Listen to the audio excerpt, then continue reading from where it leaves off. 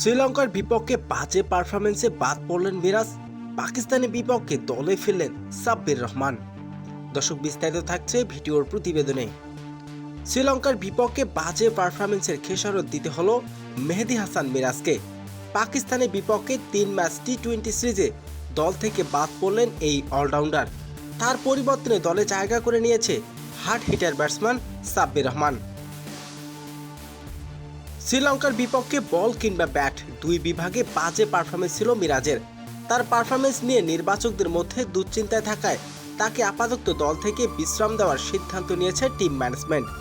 আর সেই জায়গায় দীর্ঘদিন পর আবারও জাতীয় দলে ফিরছেন সাব্বির রহমান, যিনি কিনা মারকুটে ব্যাটিংয়ের জন্য খুবই পরিচিতি। সাব্বির ঘরোয়া ক্রিকেটে ধারাবাহিকতার পারফরমেন্সের প্রমাণ দিয়েছেন। তিনি এখনও টি-20 ফরম্যাটে অনেক কিছু দেওয়ার বাকি আছে।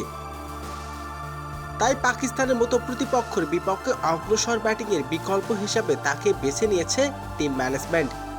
আর এবার পাকিস্তানের বিপক্ষে 3 ম্যাচ টি-20 সিরিজ দিয়ে দলে ফিরতে যাচ্ছে hard hitter batsman Sabbir Rahman. সাব্বিরকে এবার দেখা যাবে মিরপুরে। তো দর্শক, আপনাদের কি মতামত? মিরাজের পরিবর্তনে সাব্বিরকে দলে ফেরা কি ঠিক হয়েছে? দর্শক, জানিয়ে দিন আপনার মূল্যবান মতামতটি কমেন্ট বক্সে।